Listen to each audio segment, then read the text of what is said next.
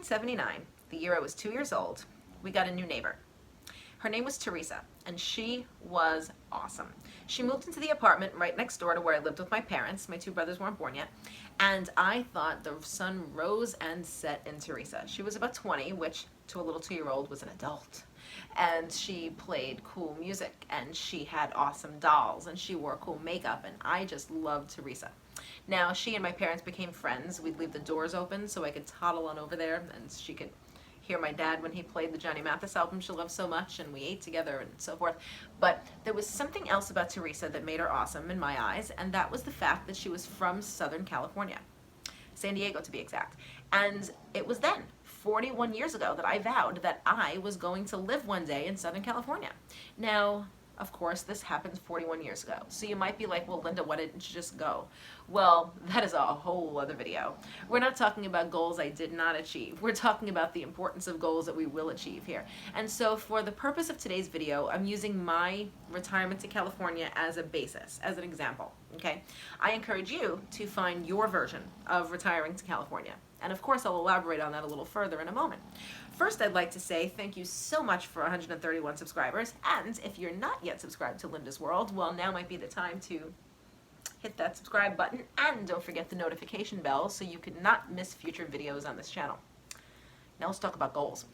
So it's funny, Dr. Phil has said, and I'm not like the huge Dr. Phil enthusiast or anything, but he had a really good quote some time ago. He said that the difference between a dream and a goal is a timeline. In other words, you can want to do stuff, and you can do stuff, but like to achieve a goal, you have to like do things. Like, yeah, first I will do this, and then I will do that. Like, I'll go to college, I'll save money, whatever, right? And otherwise, it's just a dream. Now, I've got dreams. I want to have a sitcom of my own and host Saturday Night Live and also be the musical guest. I mean, that's my dream, but it's never going to happen. You know, that's not the path I took in life. But I have a goal. And my goal is that in 12 years, when I'm done with the New York City Department of Education, I am going to be retiring to Huntington Beach, California.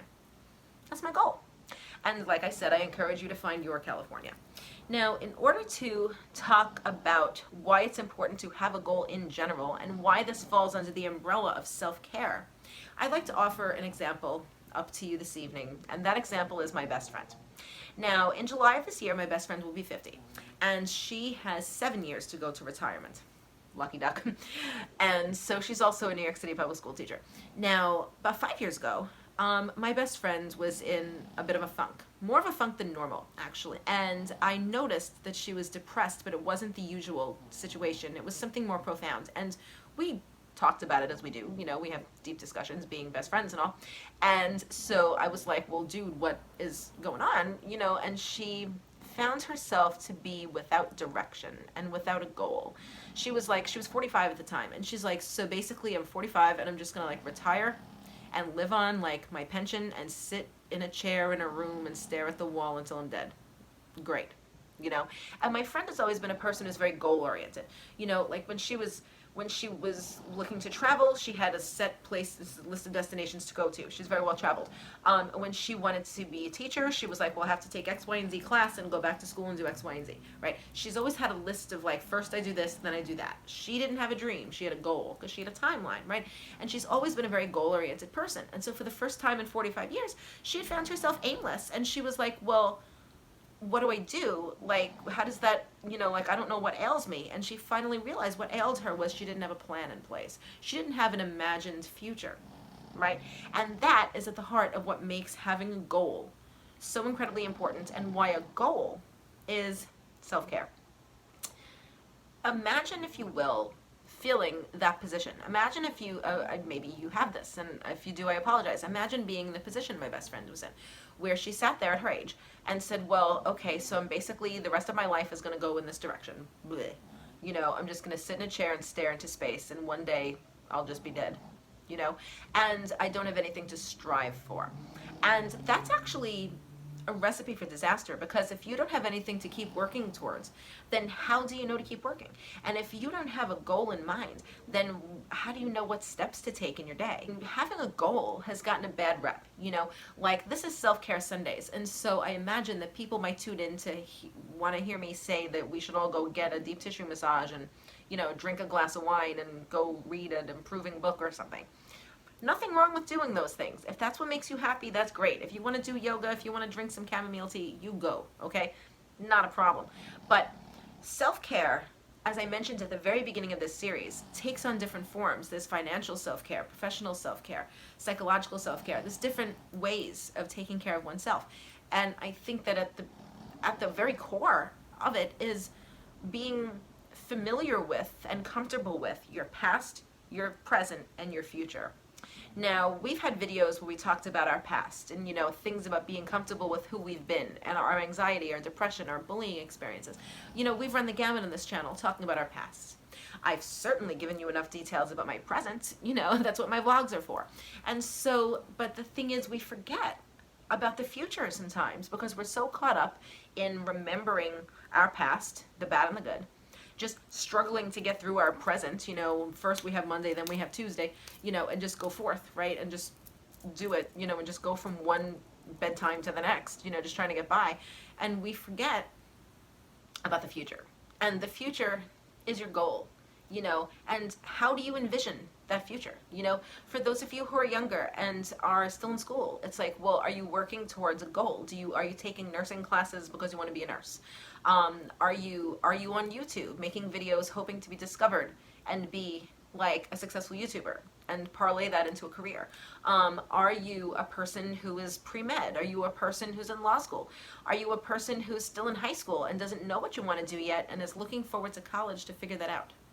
Those of us who are my older viewers, because I know that a lot of you are around my age, all right, so we're in our 40s now, so we've got a good 40 years left on the planet. What do you want those 40 years to look like? And that's why I said at the beginning of this video, I implore you to find your California. Close your eyes and envision yourself in 5 years, 10, 20, and so forth. And whatever that situation is, when you close your eyes and see that picture, then get your timeline. Like Dr. Phil said, what are the steps that you need to take to go from sitting right here to whatever you see when you close your eyes? Now, when I close my eyes, I envision the following. I envision waking up in a house, or an apartment actually, in Huntington Beach, and putting food out for my little dog, because I'll always have a dog, and going onto the terrace and drinking my coffee and playing with my phone until I go out and live my California day, which includes taking care of animals, putting my feet in the sand, getting a burrito from an actually good Mexican restaurant, or grilling some meat on the grill on my terrace and just soaking up the California sun and, when it's warranted, the ocean. I can't see it any other way. I want to drive down PCH. I want to see palm trees as I do. I want to go and watch the Huntington Beach surf competitions. I want to put my toes in sand a lot. And that is the place where I feel most comfortable in Southern California.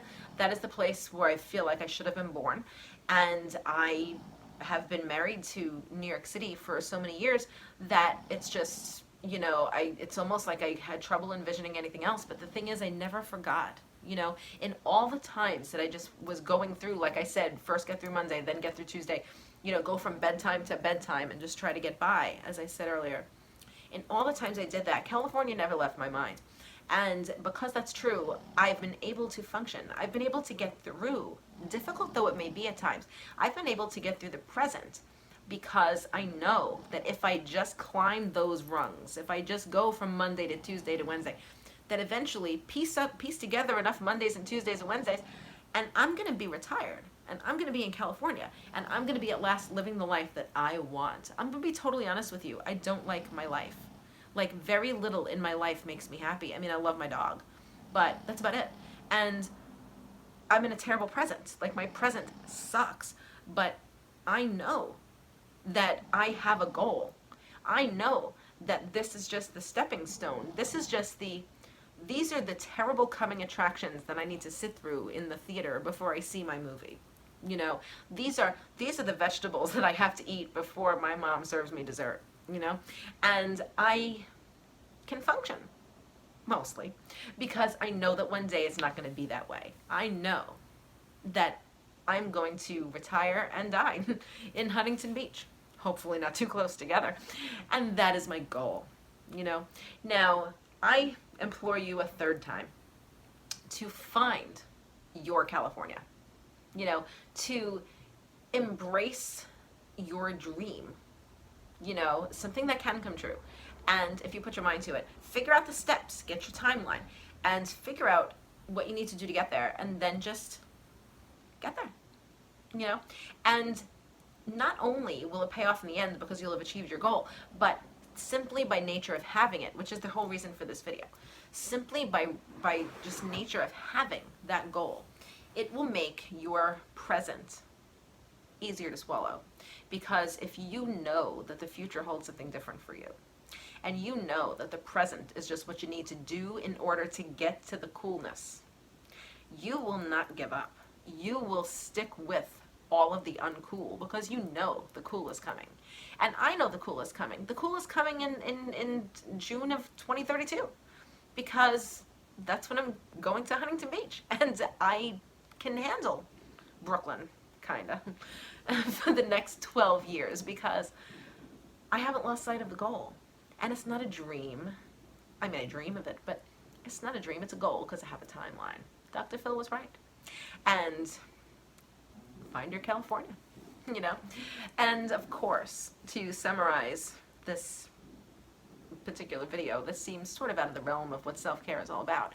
I would like to say that, remember, self-care at its core is making sure your oxygen mask is secured before you help someone else with theirs.